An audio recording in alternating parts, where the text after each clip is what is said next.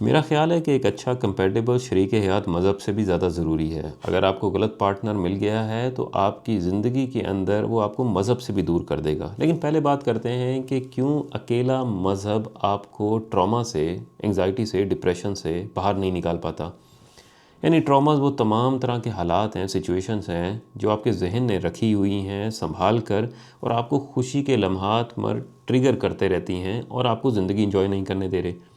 ये आपके बचपन के अंदर आपके साथ ज़्यादती हो सकती है, जुल्म हो सकता है, माँ बाप का, बहन भाइयों का, आपके हक़ का मारना हो सकता है, आपके साथ आपको कोई ऐसी बात की गई हो जो आपको अच्छी ना लगी हो और आपके ज़हन ने अब उसे संभाल के रख ली है। इसे निकलने के लिए लोग बहुत मेहनत करते हैं, बहुत कोशिश करते हैं, लेकिन नहीं निकल पाते और यहाँ तक हालात आ जाते हैं कि पाकिस्तान जैसी सोसाइटी के अंदर जहाँ ज़्यादातर लोग मजहबी हैं, 32% लोग, 32% लोग हर रोज़ एंटी डिप्रेसेंट खाते हैं। कहानी यहीं पर ख़त्म नहीं होती। जब ये मुक़द्दस जगहों पर जाते हैं, मक्का मदीना में जाते हैं, वहाँ पर भी जाकर कोशिश करते हैं अपनी ज़िंदगी ख़त्म कर लें। यानी खुद अंदाज़ा लगाएं कि आप खालिक के इतना करीब हैं, कुछ मांग सकते हैं, अपनी परेशानियाँ बता सकते हैं, परेशानियों का हल ढूंढ सकते हैं। वहाँ पर ज़िंदगी ख़त्म करना उनके लिए ज़्यादा आसान होता है। ये मसला खाली मुसलमानों के साथ नहीं है। अगर आप क्रिश्चियनिटी को ले लें, जूडाइज़्म को ले लें, उन्होंने भी इसी तरह किए हैं। वातिकान के अंदर वहाँ पर भी ग्रिलें लगाई गई हैं क्योंकि मजहबी लोग अपनी ज़िंदगी ख़त्म कर लेते थे। यहूदियों के लिए भी मुक़द्दस जो वॉल है उसके ऊपर से लोग छलांग लगा के अपनी ज़िंदगी ख़त्म करते थे। यानी आप इन तमाम मुक़द्दस जगहों पर वही लोग जाते हैं जो दीन के करीब होते हैं, और वहाँ जाकर उनको लगता है कि अपनी ज़िंदगी ख़त्म करना जो उन तमाम मज़ाहिब के अंदर हराम है, वो उनके लिए ज़्यादा अच्छा और आसान सलूशन है। अच्छा, ये ऐसा इशू आता क्यों है? पहले आप समझें कि जो ज़िंदगी के अंदर अगर कोई बीमारी होती है, डिज़ीज़ होती है, उसका इलाज के लिए आप प्रोफेशनल के पास जाते हैं। यानी किसी की टांग टूट गई है तो आप उसे डॉक्टर के पास लेके जाते हैं, टांग जुड़वाते हैं, एंटीबायोटिक्स देते हैं। इसी तरह कोई और बीमारी है तो उसके लिए भी इलाज कराते हैं। लेकिन जब बात नफ्सियात की आती है, जहन की आती है, डिप्रेशन की आती है, ट्रॉमास की आती है, उसके लिए आप उसे बताते हैं कि आपका दीन में कमी है, आप ईमान आपका कमज़ोर है, आप इबादत नहीं करते, नमाज नहीं पढ़े, इसलिए ऐसा हो रहा है। अब एक शख्स जो आप हो सकता है आपका पार्टनर हो, वो आपको कहता है कि मुझे डिप्रेशन है, तो आप उसे कहते हैं कि जाके नमाज़ पढ़ो। ये इसी तरह है कि किसी शख्स को डायबिटीज़ हो जाती है तो आप उसको इंसुलिन लगाने के बजाय उसे कहते हैं कि जाके नमाज़ पढ़ो।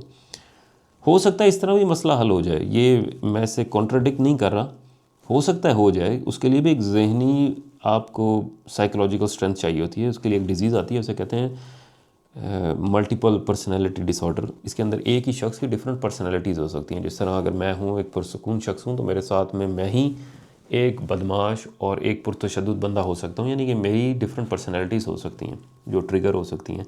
लेकिन इंटरेस्टिंग इसमें यह है कि ये प्रूवन रिसर्च है, यानी मैं ही डिफरेंट पर्सनैलिटीज़ में, एक में मुझे शुगर हो सकती है, एक में नहीं है, एक में मुझे ब्लड प्रेशर है, एक में नहीं है। इसका मतलब है कि मैं अपने ब्रेन से या उसकी ट्रेनिंग से, साइकोलॉजिकल स्ट्रेंथ से अपनी कुछ हद तक डिजीज़ को मैनेज कर सकता हूँ। ये मेरे लिए बहुत इंटरेस्टिंग है। इसका मतलब है कि आप बहुत सारी चीज़ें अपनी साइकोलॉजिकल स्ट्रेंथ से मैनेज कर सकते हैं। लेकिन जब बात आती है ट्रॉमास पे, डिप्रेशंस पे, इन तमाम चीज़ों पर लोग सीरियस नहीं लेते। लोग समझते नहीं है कि ये डिज़ीज़ है। वो तमाम चीज़ें जो आपके लिए शायद नॉर्मल हों, दूसरे के लिए वो एक ट्रॉमा हो सकती है। ये इसी तरह है कि अगर मैं इन हालात में जिसमें मैं पैदा होकर यहाँ इस स्टेज पर पहुँचा हूँ, उसके अंदर हो सकता है कि मुझे गाड़ियाँ भी वाफर मौजूद हों, घर भी हो, बाकी चीज़ें भी अय्याशी के साथ मिल रही हों, तो मेरे लिए अगर मेरी गाड़ी का एक्सीडेंट हो जाता है, कोई गाड़ी चोरी कर लेता है, तो शायद इतना बड़ा इवेंट ना हो। मैं सोचूंगा कि बाद में ले लूँगा, अगर नहीं भी है तो क्या फ़र्क पड़ता है। लेकिन इसके मुकाबले में एक शख्स जिसने ज़िंदगी गुर्बत में गुजारी है, बड़ी मुश्किल से पैसे जोड़ के गाड़ी खरीदी है, उसकी गाड़ी चोरी हो जाती है, तो उसके लिए ज़िंदगी का ट्रॉमा है, उसके लिए डिप्रेशन है, सारी ज़िंदगी हो सकता है वो सोचता रहे।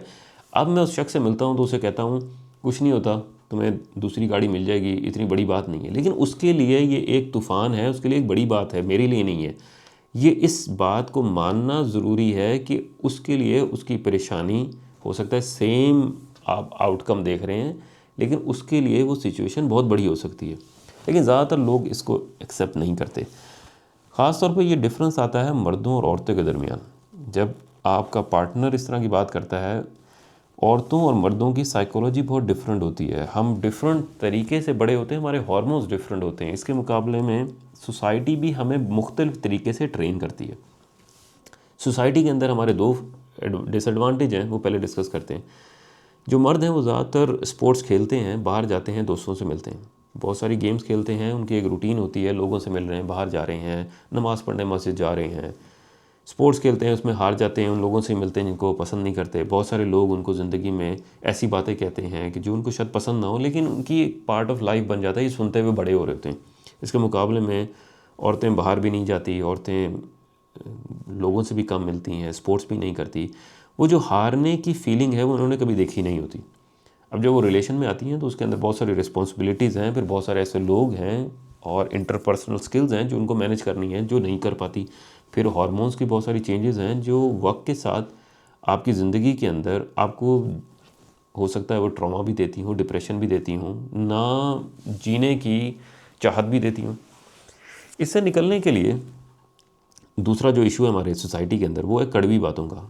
हम शौकीन हैं कड़वी बातों का। पाकिस्तान की सोसाइटी ख़ास तौर पे आप अपने माँ बाप, बहन भाई और रिश्तेदारों से मिलें, पहले जो उनका टॉपिक होता है वो कोई कड़वी बात होती है।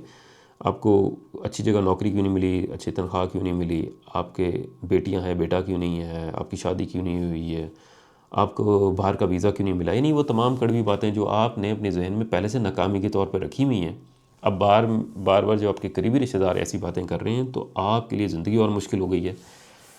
अब जो पहली बात जिस पे मैंने टॉपिक शुरू किया था कि आपका शरीके हयात क्यों इतना इम्पोर्टेंट है, आप ज़्यादातर लोगों को देखेंगे कि पाकिस्तान के अंदर जब वो घर आते हैं तो कोशिश करते हैं कि मर्द घर के अंदर देर से आते हैं, कोशिश करके जानबूझ के भी कि हम घर पे आकर उनको ज़िंदगी में लोगों से जो अपने घर वाले हैं उनसे मिलना कम पड़े और उस डिप्रेशन में ना जाएं।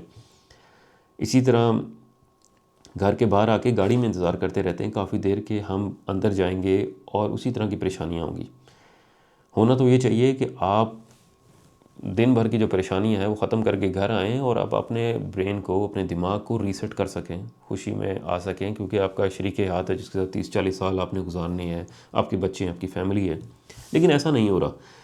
उसके अंदर एक बहुत बड़ा इशू ये है कि ज़्यादातर लोग नॉन कंपैटिबल पार्टनर के साथ ज़िंदगी गुजार रहे हैं। जो चॉइस है जब आपको पार्टनर दिया गया उसके अंदर आपकी भी बहुत सारी गलतियां हैं, जिसके अंदर आपकी डिसीजन पावर पुअर थी, आपको पता ही नहीं था आपको चाहिए क्या, आपने बहुत सारा भरोसा अपने बड़ों पर किया। किसी हद तक ठीक है, लेकिन उनकी चॉइस वो तमाम फैक्टर्स देखती है जो उनकी जनरेशन के लिए इम्पोर्टेंट थे और जो उनके लिए इम्पोर्टेंट है। जिस तरह उनके लिए इम्पोर्टेंट है कि उसकी अच्छी एजुकेशन होनी चाहिए, रंग गोरा होना चाहिए, उसका कद अच्छा होना चाहिए, घर के काम से आने चाहिए और इसी तरह उसको जो है हमारी खिदमत कर सके। लेकिन जब आप पार्टनर चूज़ करने चाहते हैं तो इसमें से हो सकता है कि आपके लिए इम्पोर्टेंट एक या दो चीज़ें हों कि आप उसके साथ मेंटल मैचिंग है या नहीं है, हमारा कैरियर गोल सेम है या नहीं है। आप हो सकता है आप चाहते हो कि वो जॉब करे, हो सकता है आप चाहते हैं आपके साथ बिजनेस करे, यानी कि आप डिफरेंट गोल्स हो सकते हैं। लेकिन आपकी भी पुअर स्किल्स थी, कम्युनिकेशन स्किल्स भी पुअर थी, आपकी डिसीजन पावर भी पुअर थी, आपको पता भी नहीं था आपको क्या चाहिए। लेकिन इसके साथ जब आपको पार्टनर मिल जाता है उसके साथ ज़िंदगी के कुछ साल गुजारना आसान होते हैं, ख़ास तौर पे पहले 3-4 साल जिसमें आप जिस्मानी ताल्लुक़ होता है, इसके अंदर बहुत सारी ज़िंदगी हम नई सीख रहे होते हैं, एक नया एक्सपीरियंस होता है, इसके साथ ये दिन कट जाते हैं। लेकिन जो अगले कोई 20 से 30 साल हैं वो बहुत मुश्किल है। उसके अंदर अगर आपकी मेंटल मैचिंग नहीं है तो एक एक दिन आपने कड़वा घूंट पीना, एक एक दिन वो तमाम कड़वी बातें महसूस करनी है, रिस्पॉन्सिबिलिटीज़ भी पूरी करनी है। इसके लिए अगर आपके पास अच्छा पार्टनर नहीं है तो आपको मज़हब से भी दूर कर देगा। अगर आपको यकीन नहीं आता तो कभी आप अपने पार्टनर से लड़ाई करके देख लें और फिर नमाज़ पढ़ के देख लें, फिर इबादत करके देख लें, तो आपसे वो भी नहीं होगा। इसके अंदर बहुत सारी तो सोसाइटी के इश्यूज़ हैं जिसके अंदर आपको पार्टनर जब आप ढूंढते हैं तो सिलेक्शन क्राइटेरिया ही बहुत गलत है। लेकिन अगर आपके पास चॉइस होगी, अपने आप को तैयार करें कि किसके साथ आप बातचीत कर सकते हैं, वक्त गुजार सकते हैं और उसकी बातें सुन सकते हैं। यानी अपने मेयार के मुताबिक, अपनी मेंटल मैचिंग के मुताबिक वो सिलेक्शन करें। अगर आप दीनदार हैं, आपको दीनदारी लड़की चाहिए, आपको पर्दे वाली चाहिए, वही लड़की लें जो इस तरह की बातें भी कर सकती हो, इस तरह का रखाव भी रख सकती हो। इसी तरह अगर आपको बिज़नेस वूमन चाहिए तो बिज़नेस वाली साइड के लिए, आपको वर्किंग वूमन चाहिए, टीचर चाहिए, यानी कि वो तमाम क्राइटेरियाज़ के लिए आपका गोल डिफ़ाइन होना चाहिए, लेकिन लोग ऐसा नहीं करते। लोग गलत पार्टनर के साथ अपनी ज़िंदगी गुजार रहे होते हैं। और उसकी एक बड़ी आसान सी एग्ज़ाम्पल है, आप कैसे समझेंगे कि उनकी ज़िंदगी मुश्किल किस तरह है। आप इनको किसी अच्छी जगह घूमने के लिए भेज दें, जब ये वहाँ जाएंगे आप देखेंगे कि कम दिनों के अंदर ये बहुत ज़्यादा जगहों पर जाएंगे। इसका मतलब है कि ये कोशिश कर रहे हैं कि हम अपना वक्त ज़्यादा से ज़्यादा या तो सफ़र में गुजारें, किसी नई जगह पे चले जाएं, होटल में रह लें, नई ज़िंदगी के अंदर एक्टिविटीज़ आती रहें और हमें आपस में टाइम कम गुजारना पड़े। लेकिन वो शख्स जिसका ताल्लुक ज़्यादा अच्छा है, वो आप देखेंगे कि वो एक जगह पर जाएगा और अपने पार्टनर के साथ 3-4 दिन एक ही जगह पे गुजार लेगा। यानी ये वक्त एक साथ गुजारना एक अलग से एक टैलेंट है।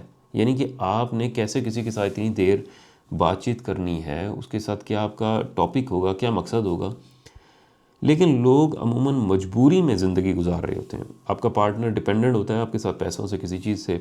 आप फैमिली की वजह से मजबूर होते हैं ज़िंदगी, या सोसाइटी की वजह से मजबूर होते हैं, ज़िंदगी गुजार रहे होते हैं। इसके साथ एक वक्त तक मजबूरी काटी जाती है, लेकिन जब आप उस सिचुएशन में आ जाते हैं जहाँ पर आपके पास ऑप्शन है, जिस तरह बच्चे बड़े हो गए हैं, अब आप डिपेंडेंट नहीं रही, बच्चे आपको पैसे दे सकते हैं। इसी तरह आप फाइनेंशियली इतना कैपेबल हो गए हैं कि आप 2 घर चला सकते हैं। तो अब आपके पास कोई रीज़न नहीं बचती अपने पार्टनर के साथ ज़िंदगी गुजारने के लिए। तो ये बहुत ज़रूरी है कि अपनी ज़िंदगी में एक अच्छा पार्टनर ढूंढें, उसके अंदर वक्त लें कि आपको चाहिए क्या। अगर आपके माँ बाप भी आपके लिए सिलेक्शन कर रहे हैं तो अपना क्राइटेरिया ज़रूर डिफ़ाइन कर दें कि आपके लिए इम्पोर्टेंट क्या है। फाइनेंशियली आप कितने इंडिपेंडेंट हैं, आप अपने डिसीजन खुद ले सकते हैं या नहीं ले सकते, आपकी कम्युनिकेशन स्किल्स किस तरह हैं।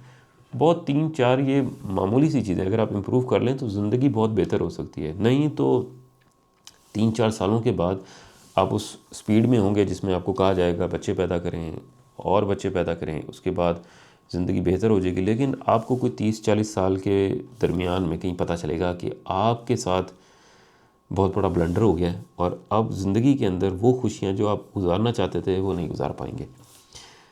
अपनी राय दीजिएगा कि आपकी राय में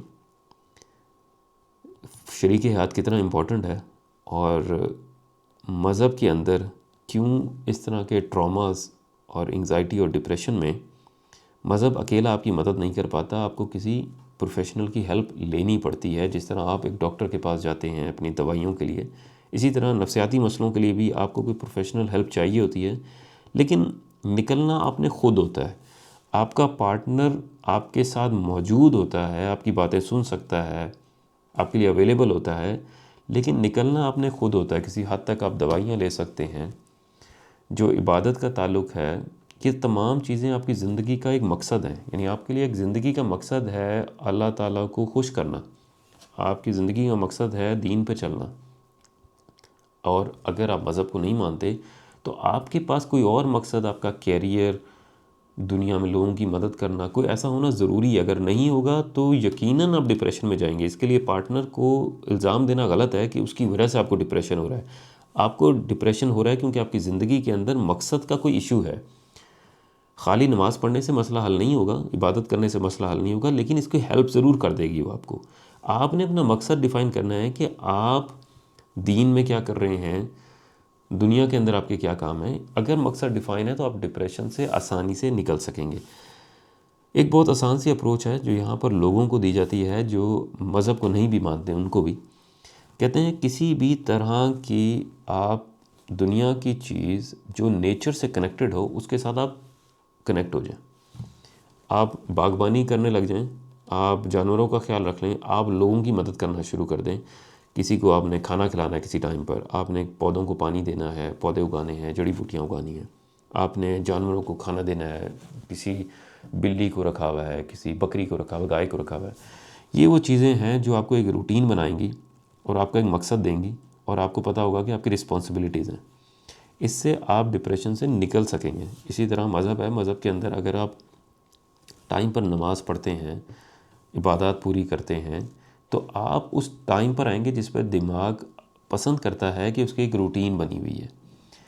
लेकिन इसके लिए आपका मकसद का डिफ़ाइन होना ज़रूरी है कि आप कर क्यों रहे हैं। तो कोशिश करें